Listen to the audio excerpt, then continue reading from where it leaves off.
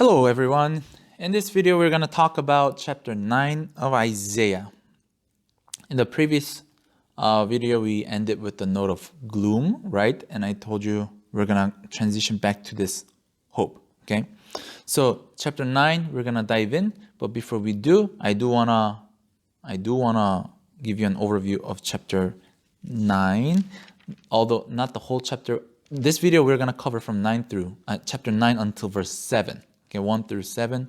So in that section, you can understand the 7 verses to be divided into two parts. First is the result of the reign of the ideal king. Okay, we're going to be talking about this coming of ideal king, but in verses 2 through 5, it's really about, or 1 through 5, it's about the result of his reign. Okay, what we're going to get out of it, the outcome of it. Verses 6 and 7 is really the traits of the ideal king, or who the ideal king is going to be, the characteristics of the ideal king. So keep that in mind as we dive into chapter 9. But there will be no gloom for her who was in anguish. Again, this transition to hope, okay? It's marked off with the word but. Okay, it's a contrast from gloom and doom. But there will be no gloom for her who was in anguish. In the former time, he brought into contempt the land of Zebulun and the land of Naphtali. But in the latter time, he has made glorious the way of the sea, the land beyond the Jordan, Galilee of the nations. Okay, let's pause here and talk about this. So the gloom is not final, right? The gloom that had been talked about in chapter 8, that's not final. God will lie waste the land, but in the latter time, okay? In the latter time, whenever that may be, in the future, says Isaiah, those land will be glorious again. The land that was destroyed will be glorious. Okay? This is the context of Matthew quoting this verse in Matthew 4, by the way. Okay? But what are we talking about? What's the scope? The land of Zebulun and land of Naphtali. Zebulun and Naphtali are the tribes that got the land that is on the north and the west of the Sea of Galilee. Okay? And this region was the first region that was attacked by Assyria. Assyria, because they're coming from north, the northern part is the first one to experience the Assyrian invasion. But even before that, this region had always been filled with Gentiles. Why? Because it's in a major highway. Transportation-wise, this is a very important and useful place that a lot of Gentiles often were there. But also, note that when Assyria, so in 722 BC, Samaria gets destroyed. Samaria, I'm referring to the capital of the northern kingdom. But before that, even before that, the northern kingdom had been losing its territory because Assyria kept attacking and annexing the northern part of the kingdom.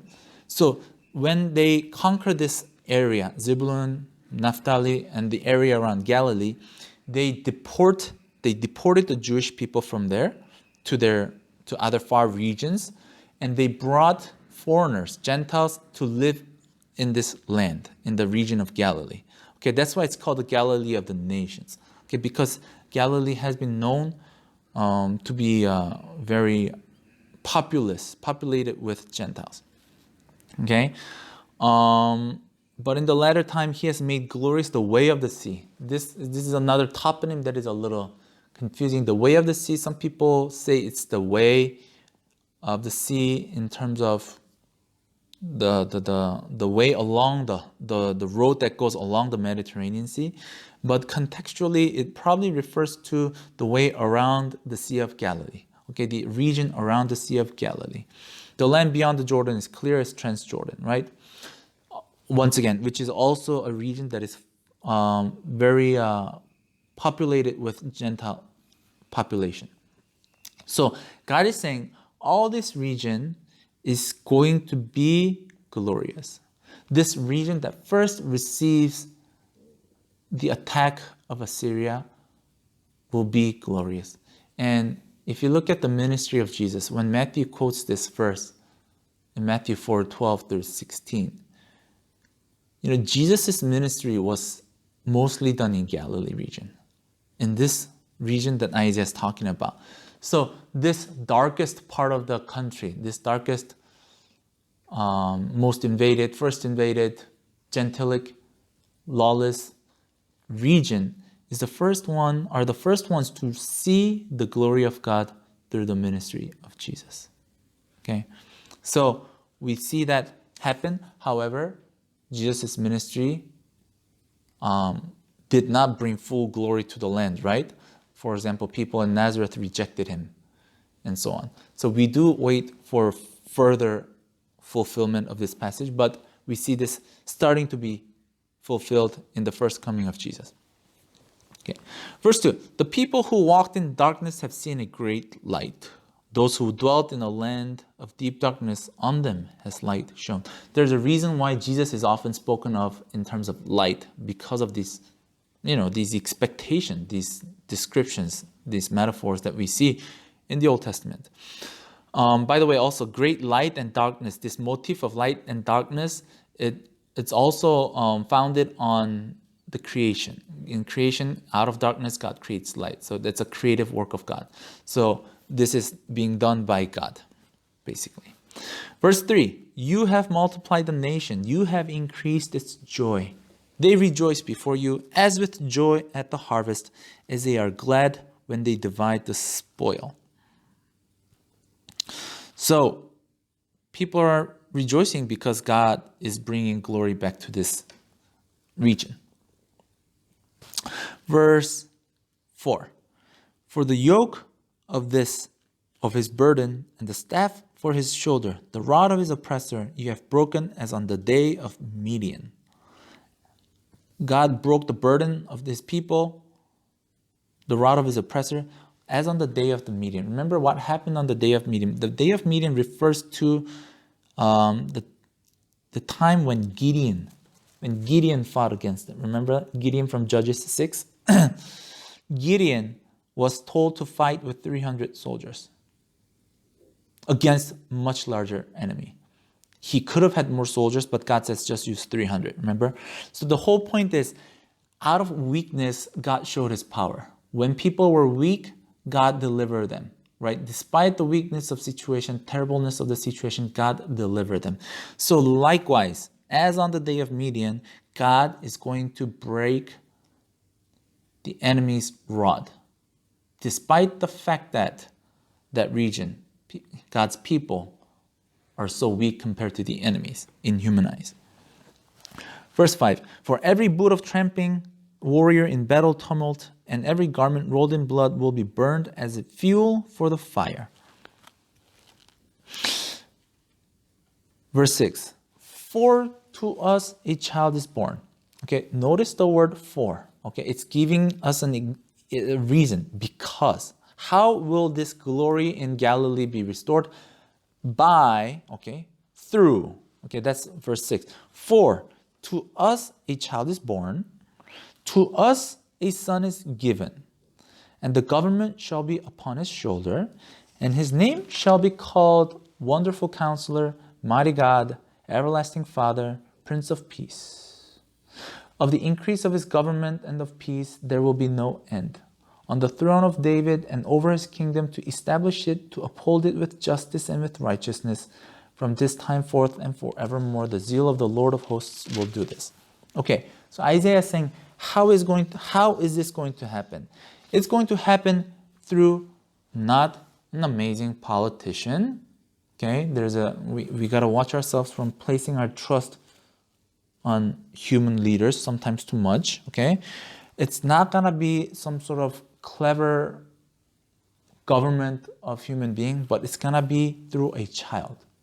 This weak, mere child is gonna be born, and the government shall be upon his shoulder, and his name shall be called, we have 4 names here, each with 2 words. Wonderful Counselor, Mighty God, Everlasting Father, Prince of Peace, and I can go on describing this, the significance and the meaning behind each of these names, but I don't want to do that. I don't want to make this too long, but I will focus on 2 things. I will focus on mighty God, first of all. Mighty God is significant, okay? This child is going to be born, and because this child is going to be born, the region in Galilee that is sacked by Assyria will be glorious once again. But how so? Because this child is going to come, and this child is going to be a mighty God. This child, this little baby that's born out of a woman's womb is going to be mighty God. Okay, you have to pause and think here. The significance of this is amazing. If you think about it, all of the Old Testament had been waiting for this one guy. Okay, when Adam and Eve sinned, God says, the seed of the woman will come and crush the head of the serpent, right? Starting from that point on, we're expecting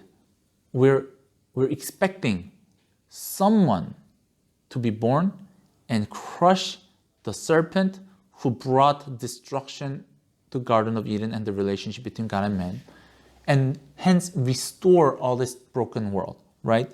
And then we get more information down the road of who this guy is gonna be. It's gonna be like prophet like Moses in Deuteronomy 18. It's gonna be from tribe of Judah, Genesis 49, from the line of David, 2 Samuel 7, and so on.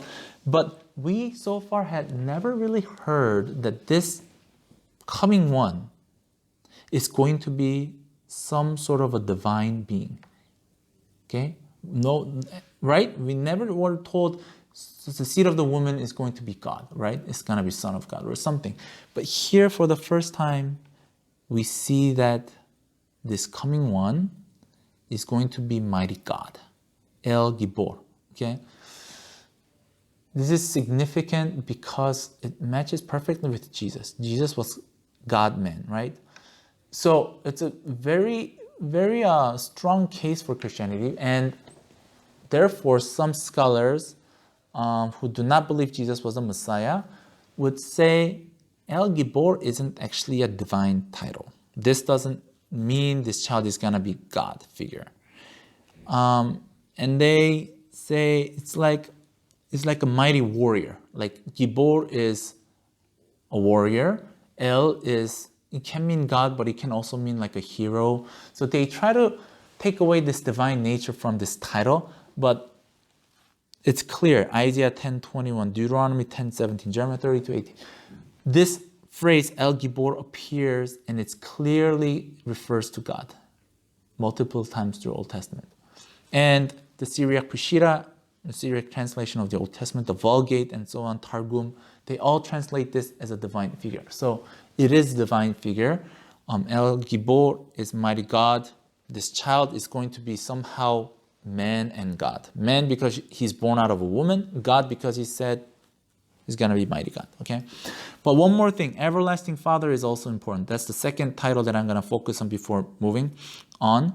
Everlasting Father as this sense of immortality. Everlasting Father. I mean, all kings were understood as a father, right? All kings are in those days, in that culture, were viewed as a father in a broad term. But it's an everlasting Father. Okay, there's this sense of immortality attached to this baby that's going to be born and restore the glory of the Galilee. Okay, and also, once again, looking down, there will be no end on the throne of David from this time forth and forevermore. Okay, clearly this sense of unlimited time, unlimited reign temporally of this baby is a significant part of his nature. Okay, this is very important. This is very important. And we know that Jesus completely fits in this details. And this chapter, this section, this verse 6 ends with an amazing closing remark. The zeal of the Lord of hosts will do this. The zeal of the Lord of hosts. This fulfillment, this amazing child that's going to restore this glory, it's not going to be realized in an ordinary course of affairs. Okay, that's why the zeal of the Lord is going to do it. God is not going to react casually to the bondage that he's going to see on his people. God's going to be passionately involved with his people, and he will make this happen, right? sending of his son Jesus, him dying for the sins and so on, right? The zeal of the Lord of hosts will do it. By the way, remember what Lord of hosts mean? We covered that, I think, in chapter 1. Lord of hosts emphasizes is God's ability to do anything, right? Lord of armies. He has so many armies, hosts, to do whatever he needs in a powerful way. The zeal of that God is going to make this prophecy come true. Amen.